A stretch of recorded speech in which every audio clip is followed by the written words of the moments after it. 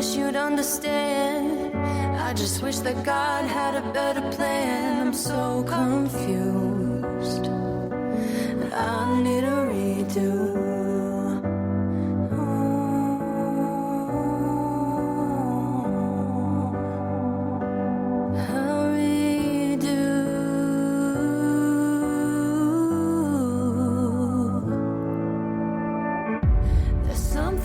Inside of me that's begging and begging and pleading.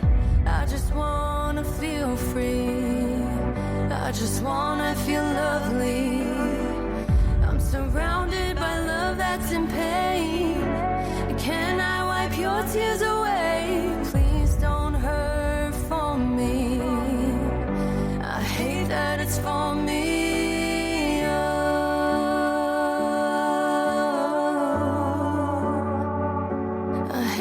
It's for me. Hi, welcome back to the MS Michigan Man 64 podcast, where I am trying to spread awareness about what it is like to live with chronic disease. I've been living with MS for the last 28 years. I talk about my journey as well as the journey of other chronic disease warriors all over the world, just to try to help people understand what it's like going through that diagnosis, how it affects our lives, how it affects our jobs, how it affects our families. Today, I am sitting down with an MSer that I met a few weeks ago on TikTok. Cassandra is just an awesome lady to talk to. She got diagnosed with her MS in 2024, and she wanted to come on and talk about her journey. The really, really cool thing about Cassandra is that she is a powerlifter, and that is the way that she has attacked her disease from the date that the day she was diagnosed. And I just love that because I think the physical part of this disease is so important to stay on top of.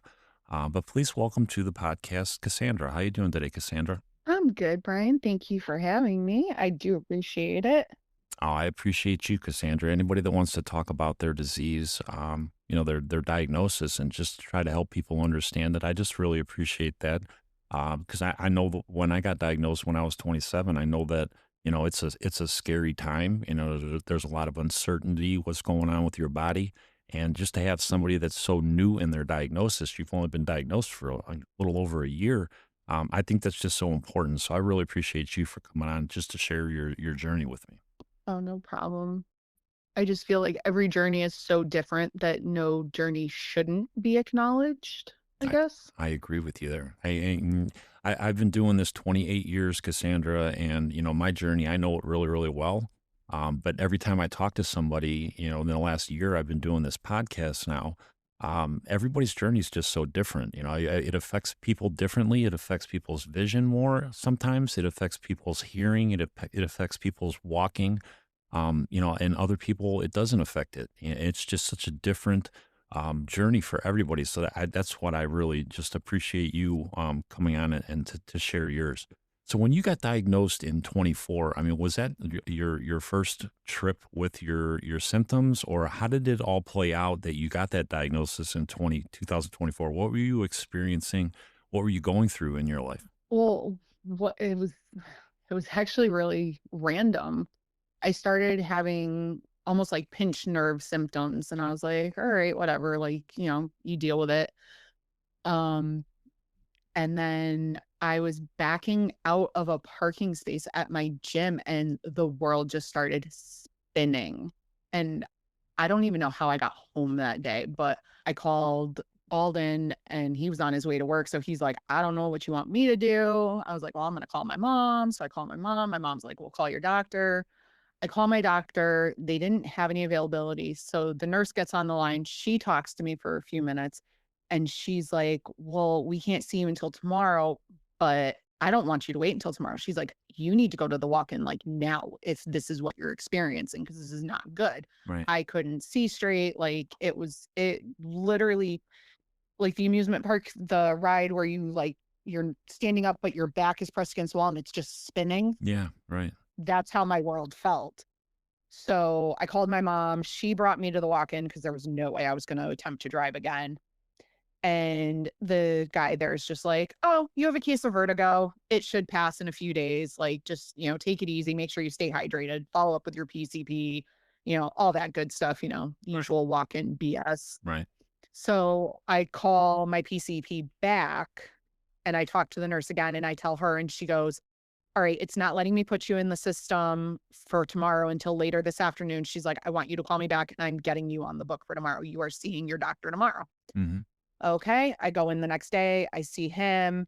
He's like, well, I'm going to send you for a CAT scan and I'm going to give you a referral to a neurologist. I'm like, okay. I'm like, this is not a pinched nerve. If you're sending me for this is, I was like, no, my life doesn't go that easy. Right. So I'd say the next day, the neurologist was already calling me before I even got in for the CAT scan. And they're like, okay, like, let us know when your CAT scan is scheduled for and we'll get you set up. They're like, so that fast forward through all that. And I call them and they're like, well, are you okay seeing the nurse practitioner instead? Like, we can get you in with her faster. I was like, that's fine. Just like get me in. Like, I don't care who I see. Right. Right. So I get in there and, she has the CAT scan results and she goes, you obviously know this really isn't going to tell us anything. It's just like the foot in the door. I was like, yep. Okay. Yep. I knew this wasn't going to be an easy journey. Yeah. She's like, well, I'm going to send you for an MRI because, they had me do the closed eye test and like hands up, hands down. I was unbalanced. There was no balance for me. Right. So I'd say they got me in for the MRI in less than a month, maybe 6 weeks out. So honestly, I'm hearing that's pretty quick in itself. Oh yeah. Yeah. So that was a Thursday. I went mid to late morning. Thursday night, after hours, I'm talking after 5 p.m., my phone is ringing and it is the neurologist's office. That's not And a I'm good going, sign. oh, this isn't good. Yeah. Right. Yeah. Right. And I had told her when I met with her, if anything shows up on this, I don't want the phone call of, I need you to come into the office tomorrow morning. You are to tell me on the phone then and there. Like Mhm.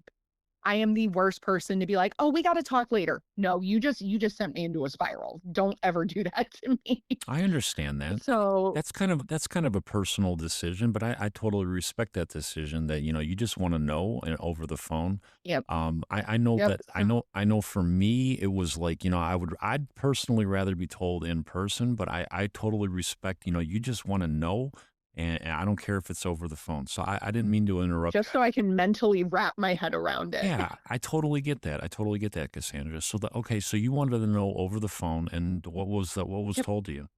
So she pretty much comes on. She's like, so I have your MRI results. And I go, okay. And she goes, are you familiar with MS? And I'm like, not really. She goes, well, you might want to get familiar with it. I want you in my office Monday morning. Mm. I'm like, okay. So I go in Monday, and like Miriam is amazing. She's the nurse practitioner in my neurologist office. I actually see her for my migraines Let, still. let me ask you this, Cassandra, And before you yep. continue with this. You said that you got off the phone with her. I mean, you were told that you had MS and you better get yourself acquainted with it. How did you react to that? And when she hung up with you? Um, I literally hung up the phone and I started to cry Yeah, I because bet. it was the unknown. I had mentally prepared myself for like a brain tumor, not MS.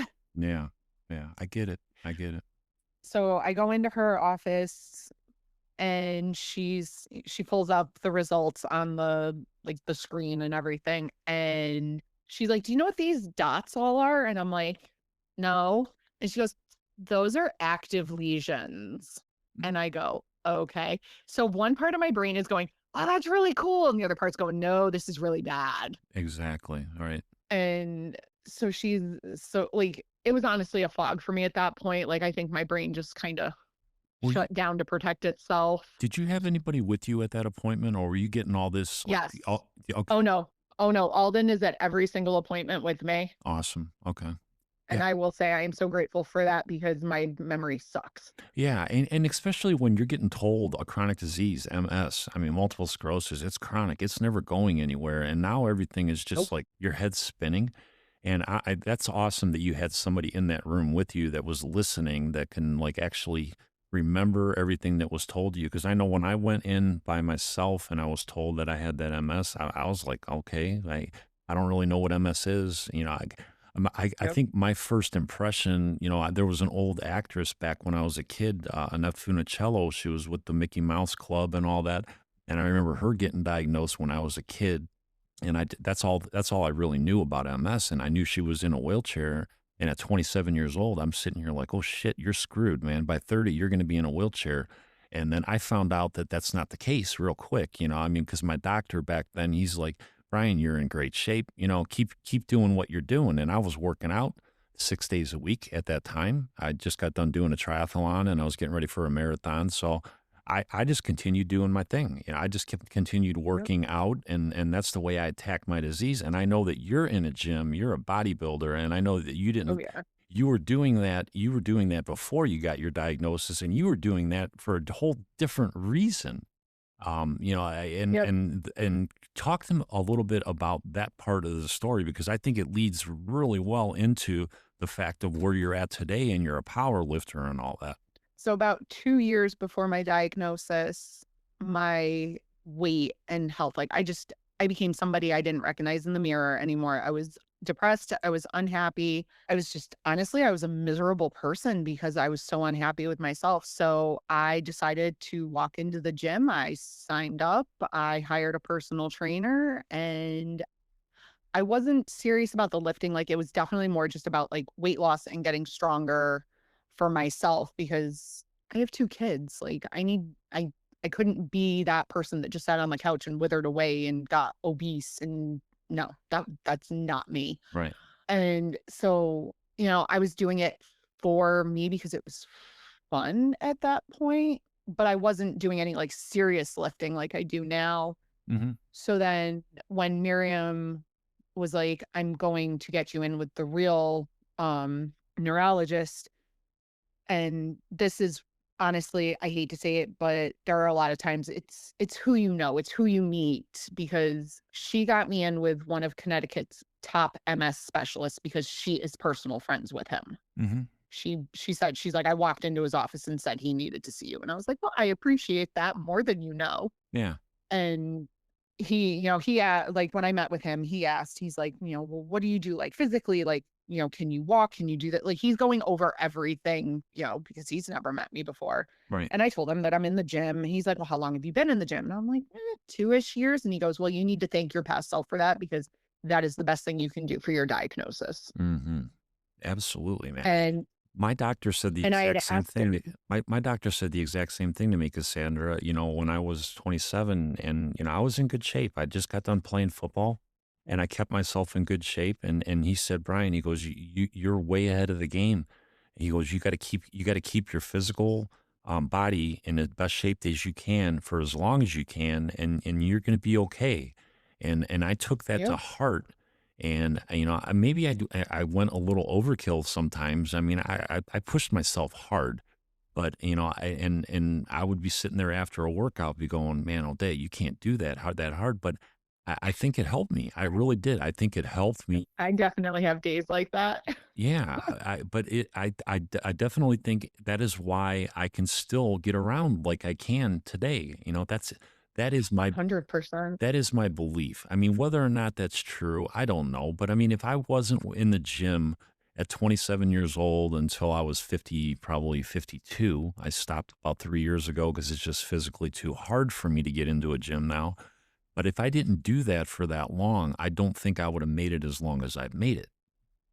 No, the gym is so important, and something my original coach always preached was movement is medicine. And he was amazing when I got my diagnosis. Like, he didn't know anything about MS, and he took the bull by the horns, so to speak, and dove into it himself so that he could figure out a better way to train me. That is awesome. And like, on Instagram, everything, whatever you're into, you follow other people. And I was following a former coach from the gym that I was going to who had since left that gym and went out on his own. And he started like, I'd say about, let's see, I got diagnosed in like April of 2004. And then he started posting like January, February of 25, that he was going to do a powerlifting workshop for women and this and that. And like, I had seen he had done some of these workshops in the past. So I finally broke down and messaged him, and I was like, "Okay, Jesse, like, what is this about? Like, I'll bite." And he like got so excited. He's like, "I have been waiting for you to reach out and message me." He's like, "Because I've been watching you and you're killing it and you're doing this." And so he went on, the normal, I don't even know how, not rant, but like broke down like how everything was going to work. And he's like, do you have any questions or concerns? And I'm like, it's not really a concern, but I feel like if I'm going to do this, this is something you need to know. And because I wasn't overly public with my MS until just like the last few months, actually, Mm-hmm. I told him that I had MS and he was like, okay, I've worked with clients with that in the past. He's like, I do have to refresh myself on it. He's like, but your program is going to be designed so that you can, have a good, like if you're having a good day, you're going to do this. If you're having a day where, you're not 100%, you can do this instead. And I can't thank him enough for working with me in that aspect, because a lot of coaches are like, nope, this is what you got to do. Figure it out. Yeah, that's just badass that guy did that for you. And And and to just for him to have the awareness that it's not the same type of a client. You're going to have different issues. With your lifts and all that because of Yep. fatigue. And I've been so blessed that the 3 competitions I have done, they have been amazing days for me. Mm-hmm. Like because the ones I've done, I haven't had to give my starting weight the day before. Like I've been able to do it like that morning. Mm-hmm. And he's gone to me. He's like, how are we feeling? I go, my first lift, I always start easy. I always do something I know for a fact, even on my worst day, I can lift Mm-hmm. because I want to qualify. I don't want to, bomb. Right. Right. And then the second lift, he goes, okay, we're going up 5 pounds, 10 pounds. What are we doing? I'm like, we're going to go up to 10 pounds, Right. which is a pretty decent jump in lifting. Oh yeah. Oh yeah. And so this last competition that I did in the beginning of October, my deadlift had a very personal meaning for me because my stepmom had been diagnosed with breast cancer for the second time. Mm. So I was like, I am going to hit a platform PR with my deadlift. I don't care if I'm having the worst day. I don't care if I get disqualified with it. I don't care if it's red dots across the board.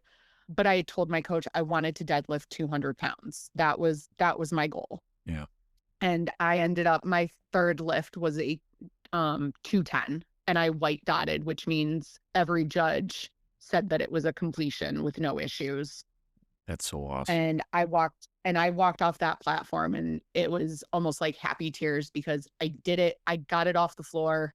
I stuck it and it counted. My And- competition before that, I lifted 192 and it didn't count because I did not pull it up straight. I ended up doing what they call hitching, Yeah. which Right. means it doesn't qualify. Yeah. But you can see it in some of my videos. You can actually see the muscle in my left leg like start spazzing. Yeah. And the minute I feel that, I go, oh no, we are not dropping this bar. We are getting this up. I don't care if it counts. Like it is going up. I'm sticking it. I don't care, because that is my thing. Like even if it doesn't count, quote unquote, I am not dropping my bar. Exactly, man. It's an attitude, man. It's an attitude. Even if it wasn't a good lift, it was going to be a good lift in your head because you were going to get it up Exactly, no because matter what. I got it up off the floor. That was the thing. That's just so awesome, Cassandra. And to think that the reason that you were in that weight room was you were trying to control your weight, make yourself healthier, and now fast forward the 2.5, 3 years that you were into it, you're now using it as a tool to manage your MS. I just think that's so badass. Yeah, I definitely overdid it in the last 6 months because I've done 3 competitions in 6 months, and my coach informed me that even doing 3 competitions in a year is a lot for a power lifter. So Oh. after I did the October one, he's like, you are officially benched for the rest of the calendar year. Good for him. So I was like, Good for him. I was like, okay, You know, I'm in timeout. This is fun. and sometimes you need somebody like that to slow you down Yeah. because I know that, I would do my workouts on my own and I push myself way too hard sometimes and I would kick myself in the ass sometimes. And at least you have somebody that's actually trained and understands it a little bit and just like, hey, no, we're going to shut you down for a little bit. I love that. Yeah, some of the other girls from the team are like, oh, are you doing the competition in December? And I'm just like, no, Jesse benched me. And they're like, well, that's probably a good thing. I Yeah. was like, yeah, but I still, so So let me ask they you, don't know this. so let me ask you this, They Cassandra. don't, Let me ask you this. Yeah. You're diagnosed in 2024. I know you have a family, you have a husband. Mhm. How did they understand the disease when you went through that diagnosis? And I mean, do they understand it? I know it's only been a year. I mean, how do they understand it today, and how are they learning? He's actually really good with it because he's known a few people with MS himself, so he had a little bit of an understanding of it, and he did the EMT thing back in the day, the firefighting thing, so he had a little bit of that medical knowledge, so Okay. there's been things that I'm like, "This doesn't make sense to my brain. Break it down for me." Yeah. My oldest, she is now 18, so she was like 16 when I got diagnosed, and she was more like, "Oh my gosh, does that mean I'm gonna have MS? Is that like, are you gonna die from this?" Like she kind of went off the deep end a little bit, but she does have a good understanding, and she's she's learned to notice if I'm starting to struggle, like if I'm overdoing things, like "Mom, go sit down. I got this." My youngest, she's now 9, so she was 6, 7, haha, 6, 7, when I got diagnosed. She doesn't, even to this day, fully understand it. She's just like, "Mom, why are you tired?" Yeah. Yeah. So I- that's been, she's the one that I've struggled with the most because there are times, like, she wants to do things and I'm too tired, like, my body is too fatigued. Yeah. I'm just I'm lucky in the sense that even though she's 9, she's very petite. She's like the size of the average 5-year-old, so I can still pick her up. I can still carry her. Yeah. I can still do certain things. Yeah. And my kids have only known me with MS because they were both born after my diagnosis, Mm. and I always wonder, how kids that are already they're already born, and how they learn it, and I know everybody has their own way of like bringing their kids into the disease, like when my kids were young and they were maybe 3 and 6. I would be doing Copaxone shots. That was my DMT back then, and it was a once a day subcutaneous injection, and I would do it with them at 3 years old and 6 years old, and they would actually sometimes have an argument. Hey, I want to help dad. I want to help dad. It's my turn. No, it's my turn. And I would let them push the plunger down when I would put it into my skin, under my skin. And Yeah. just to get them used to, hey, dad's got to do this shot every day, and there's a reason that he's doing it, but he's still your dad. And, that was my way of bringing my kids into it. And I always wondered how people like try to teach their kids, when they're already 9 years old or 10 years old or 12 years old. So it's just interesting hearing that side of it from other people. Yeah, and but, like, for me, there's so many days that I even forget that I have MS, and then I'll have, like, brain fog, or I'll start to feel fatigued, or I'll have the muscle issues, and I go, "Oh, there it is." Yeah. Yep. Because I'm definitely of the mindset, I'm not going to let my diagnosis define me. Yeah. It Absolutely. doesn't change it doesn't change who I am, it doesn't change the things I stand for, it's just now a part of me. Yeah, that's a great way to look at it. And then you got people that look at you and they see you in the weight room and they see that you're Yep. kicking that you're doing as well as you're doing, and they see how strong you are, and then they're like, "Well, you can't be that bad." And, MS can't be that bad, or they might think that you're even faking a little bit. And I've heard that from people, and that's frustrating. Yeah, And it's very frustrating. then you even Like, have, I've had oh, I'm sorry, a few and then a you few people that thought they were like, I thought these people were, like, my good friends, and they're like, "Oh, well, I know so and so that has MS, and they're like this, so do you really have MS because you're doing all this?" right, right. And I'm like, "Yes, because I'm gonna lie about a diagnosis. I'm gonna go get infusions for a diagnosis I know, that right? isn't legit." It's Like, like "What?" and that's when I say that, I don't like calling people stupid because I don't think anybody is stupid. I just think they're ignorant, and they just don't want I tell them they're special. they're special. That's a good way of putting it They're a too. special kind of stupid. Yeah. And then you even and I even have people that have the disease, and you hear toxic positivity. And, like, I Mm. mean, I hate that term. I hate when people say, well, why are you like making it sound like MS is all this great thing? And, I'm like, no, that's not what I'm doing. I go, but I'm not going to walk around life like, pissed off at the world and like let everybody know how bad this disease sucks, because that isn't really me. That's not my personality. So I hate that word toxic positivity, and I know that you've heard it before because you're positive about Hmm. the way you manage it. And I mean, just talk a little bit about that, Cassandra. So it's mind blowing because it's the backhanded compliments that drives me up a wall. Like I'll have some people that are like I have some people that do truly come from the place of concern when I'm lifting because lifting can exhaust the body, which can cause us to go into Like fatigue, like a what's bad fatigue. yeah, It's just like a bad. yeah. Yeah, I mean, I understand what you're saying. It's just like we sometimes we overdo it and we put ourselves in bad positions. I guess I is the best way I can put it. But I mean, Yeah, it doesn't, it doesn't. I definitely do. Like, Yeah. um, what the so my competition back in October is a prime example of that. I worked Thursday, Friday, and it wasn't like short days. It was like full 8-hour days in the salon. And then my competition was on Saturday. No, no. Oh no, my competition was on Sunday. So I worked Thursday, Friday, Saturday. Mm-hmm. My competition was on Sunday. And then on Monday, I left for vacation. So I had zero downtime Yeah. right after my competition. Yeah. So I'm sure you were pretty exhausted. Oh, I was. Oh, I was. I slept so hard when I finally got to my sister's. Like that first night, I was out. Yeah. But I mean, that's the way a lot of us are wired. I know some people can't do it, and I get that, because I mean, I push myself as hard as I can, but when my body says no, I mean, I understand that now.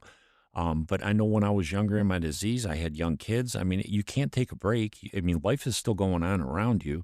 I'm still working 40 hours a Exactly. week. I'm still coaching football with my kid, with my son and my daughter. I'm helping out with softball or volleyball or whatever. I mean, I'm still being a dad and doing my thing, and I'm trying to stay as positive as I can. And for people to tell me that I'm toxic, I'm like, I don't understand that. I just don't understand that term. Well, I haven't had anybody say like I'm toxic because I I'd probably look at them and go, how do you figure I'm toxic? Right. I mean, that's what it's just, I don't know. I got a friend of mine, Adam, up in Michigan, and he has a shirt that he put out, Toxic Positivity. And, we talked Mm. about it before, and I know that we met on TikTok, and I know that community is really important for you. Oh my gosh, it And really is. And I'm so glad I found like this side of it because when I did start initially posting like I I I guess you'd say I breadcrumbed my diagnosis on TikTok because like I was afraid of how people were going to react. right. And I did have some people that are not a part of like our MS family, but like they are a part of the MS family Hmm. that were like, you can't have MS if you're lifting like that. Right. And I'm like, "Excuse me, what?" I was like, "Excuse me, what?" And, like, the message requests that I would get were just they were legit toxic. Like, I'm not somebody that just blocks somebody for no reason, but when you start attacking my character and tell me that I'm saying that I have MS when I really don't for clout, Yeah. that you're blocked. Like, what doctor is going to have me go through all this, the MRIs, the blood work, go for these infusions if I don't actually have the disease, for a lack of better word? Exactly. And for people to like just make comments like that, I mean, I know a guy up in Alaska, and he kind of did it Yes. the same way as you. I mean, he when he got diagnosed, he was 180 pounds, and now the guy's 270, and he's a power lifter, and I mean, Yeah, and he's I huge. actually I actually was just talking to him a few days before Thanksgiving because you shared profiles between me and him. So we started following each other and we've talked a little bit. He is actually, I believe he said he's kind of backing off the powerlifting thing and going more the bodybuilding route. Okay, okay. And I told him straight up, I was like, I like food way too much to go the bodybuilding. Like that is too restrictive a diet for me. Like, I It like is. food. Yeah, it's different. But I mean, It is. the thing that I love about it is that there's so many people that are attacking this disease the same way. It's with exercise, and I just think it's important. If your body can do it, you need to do it. Somehow you need to Yep. keep as active as possible because in the long run, There it's gonna help you. there was a girl on one of the lives that I had joined in on, and she was like saying that she would love to be in the gym, but she physically can't, like her legs don't really allow it, but she still wants to be like active. And I'm like, well, you can do a lot of like the chair exercises, the chair yoga, like stuff like that. It's all body weight. There's no real weights to it. It's just about moving and keeping those muscles active. Exactly. I've had to modify Because my the I worst, I've had to modify my workouts, well, the 25 years I worked out oh, I with this bet. disease. I used to do the elliptical because, I had the handlebars on the side, so I wanted to keep my Yep. legs moving, and I did that, and I got to a point where I could not do that anymore. My legs wouldn't let me do it. So I went down to a seated a bike, and just to keep my legs moving, and I would do that for a Yeah. half an hour. I mean, you might have to make adjustments to your workout, but you can still work out. I used to do Exactly. like shrugs and all that. I would do it standing all the time. I got to a point where I had to do it seated. I had to do seated shrugs. I mean, Like you have to adjust your workout to with your MS. the thing is you're gonna put your energy into the things you want. And there are some people within our community that are complacent, not working out, not pushing themselves, whether it's because they physically can't or just because their mental health is so bad that they believe they can't. Huge. And the mental part of this journey is the hardest part. I always say that. The physical part Oh, sucks. 100%. The physical part 100%. absolutely sucks, man. It sucks losing your ability to use your hands, your arm, your legs, your feet. You get the numbness and tingling. That all sucks. But the mental part is 100 times worse, in my opinion. 100 times, because you never get a break from it ever. Nope. Nope. If there was a way to shut off my brain, I would probably use that a lot, but it's not. And there are days like when I first got my diagnosis before we even started the infusions, I looked at Alden and I was like, if you want a divorce, like, let's do it now. And he was like, what are you talking about? I was like, you didn't sign up for this life. We had plans. Like this diagnosis me just threw our plans out the window. Right. And And I, he's like, "I don't ever wanna hear you say that again." I'm not. And I hear so many people say that exact same story, whether it's the guy or the girl, the husband or the wife, they get the diagnosis and they turn to their partner and say, hey, there's the door. You can go. You didn't sign up for this. I hear it so often. But that's the way our brains are. We care so much about people and it's our problem and we don't want to drag anybody else into it. So I totally understand why you said that. And then on the flip side, I do hear from other MSers that their partner did leave them because of the diagnosis. Yeah. And that breaks my heart on a whole different level because, you pledge your life with somebody and, it's supposed to be for better or for worse, sickness, health, the whole shebang. Right. Yeah.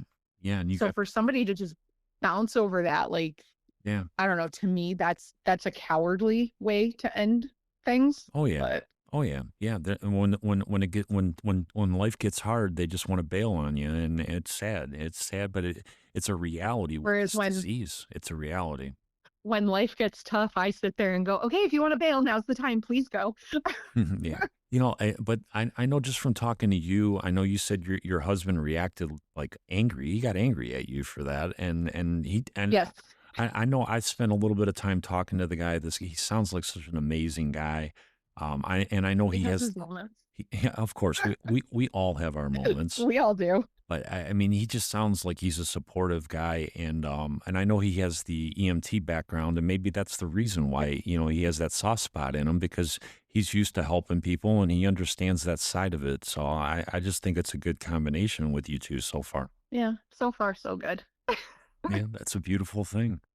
That's 'Cause- like sometimes like I'll be watching like, all the different shows like do different like like different spin-offs and everything like that.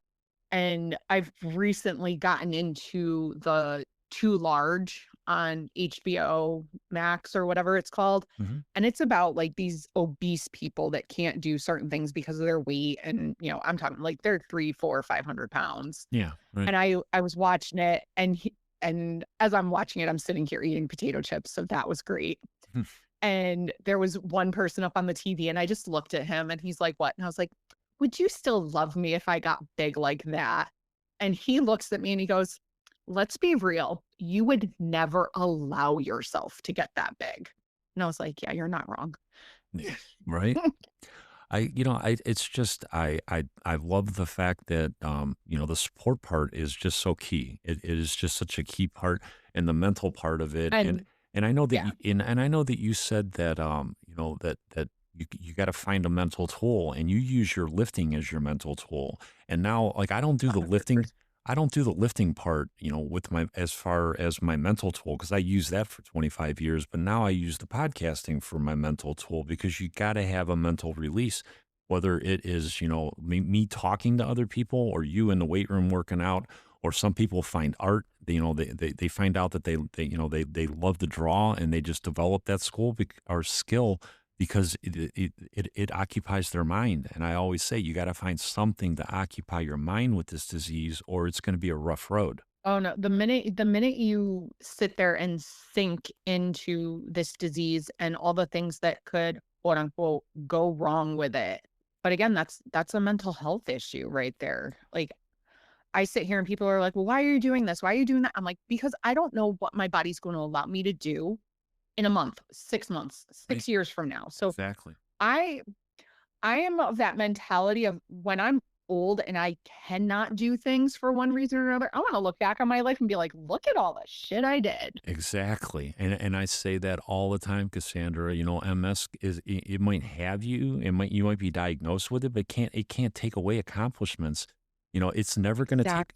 it's never gonna take away the fact that I played at Michigan. It's never gonna take away those 4 Big Ten championships. It's never gonna take away my kids that I was able to father. And they're young adults now, and I did a damn good job doing that. I'm proud of that. And MS, it doesn't matter how bad it gets. I did it, and it is what it is.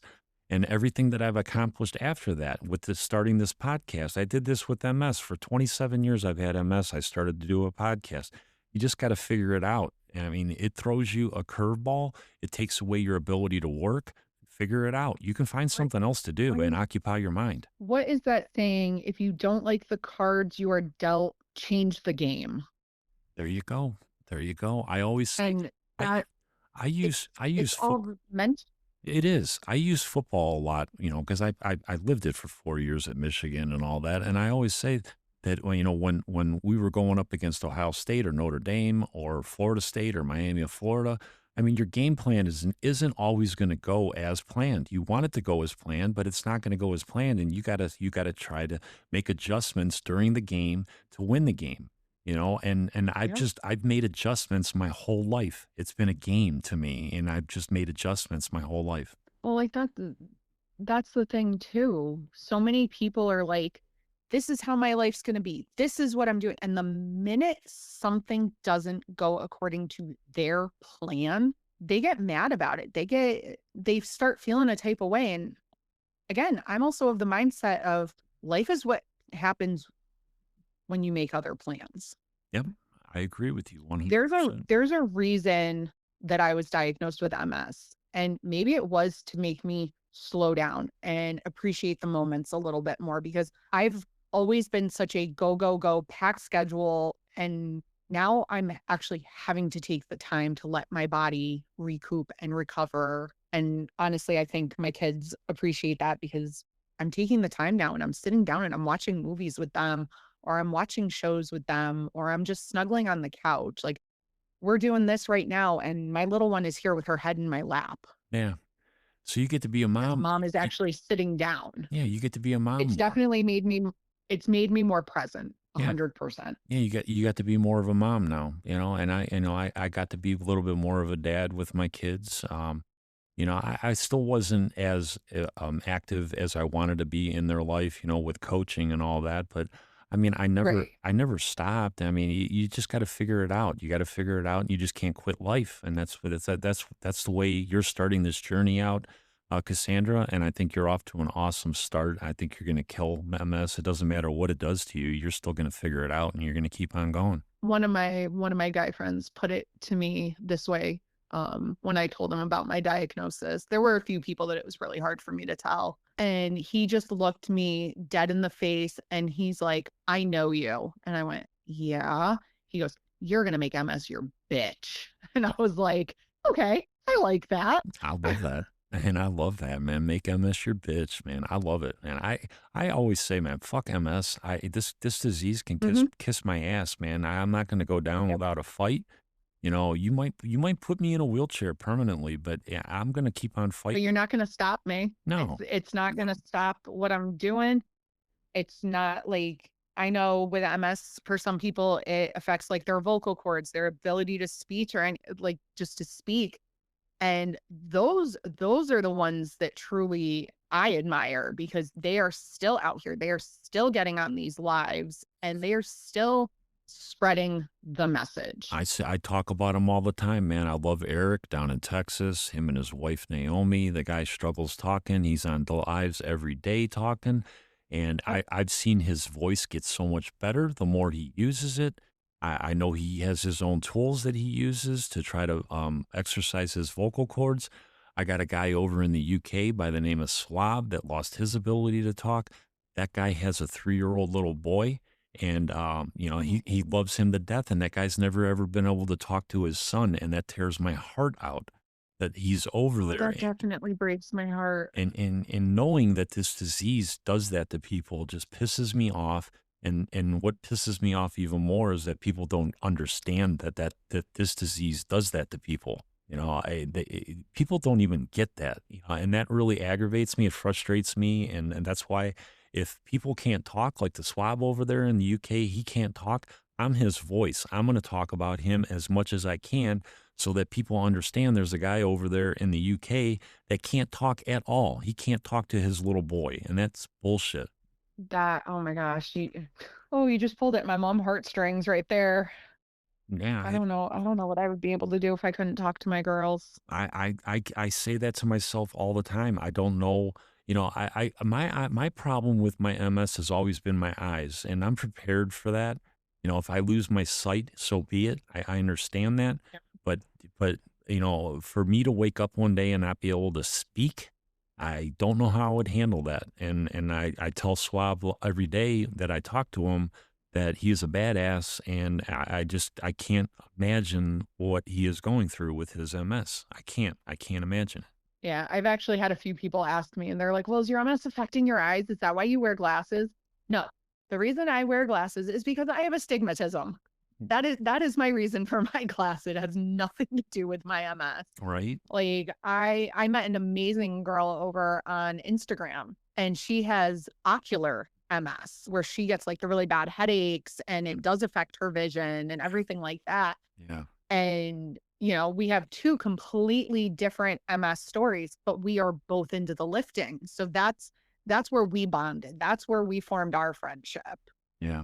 And she's down in the Carolinas and she knows that is my goal is to leave Connecticut and buy a house down in the Carolinas. So I'm hoping that I can get close to her so she and I can live together. That'd be awesome, man. I love it. I love it, Cassandra. Cassandra, I can sit here and talk to you all day long. I know we both love to talk. We've already had long Yes. conversations before we recorded. But Yes, we have. is there anything else you want to tell anybody that's out there listening? They might be new in their diagnosis, within the last year or two, and they're just still trying to figure shit out. And what would your message be to them if they have young kids, or whatever you want to say to them? And you always have a spot. I'll always invite you back on if you ever want to talk any more about your journey, because I know it changes all the time. But if you want to tell It anybody, does. if you want to tell anything, The anybody, what would you want to tell them? You're not alone. As much as you feel like you're alone and that nobody understands, we we all understand. I understand. And I was there. When I got my diagnosis, I felt like there was nobody I could talk to that would understand. Even the few people that I knew with MS, well, I know they're still here, but, like, their stories versus mine are so different that, like, I just felt like they didn't understand. Like, when you feel like your story doesn't align with somebody else's, you feel like they're not gonna understand. But then once you do start talking to other MSers, you're gonna realize, yes, the stories might not align, but there's gonna be certain things that do cross over. Yeah, I love it. And I tell, like, all the time on any of my lives, like, because sometimes people don't get to come up into the boxes, they stay in what we call the basement. Hmm. My inbox is always open Yeah. and I am on Facebook, I'm on TikTok, I'm on Instagram. Like What I am on all the platforms. what's your names on TikTok? And I'll put that in the description so that if anybody wants to follow you, they can find you on TikTok. Can I send those to you? Because I'd have to actually check to see what my Yeah, that's tags fine. actually Yeah, are. no, yeah, that's fine. But I'll put Cassandra's information in there if you want to connect with her on social media. I'll put it in the description. But Cassandra, I really want to thank you for coming on and sharing your journey with me. You're just an awesome lady to Well, talk thank you to. for having me. Yeah, no problem. Yes, thank you for having me. And I Like wish it really meant a lot. no problem at all. I can't wait to see what you do in 2026 with your competitions. I know you'll be back into it after you take a little break. Oh, It's just going to be oh cool. yeah. It's going to be cool following you.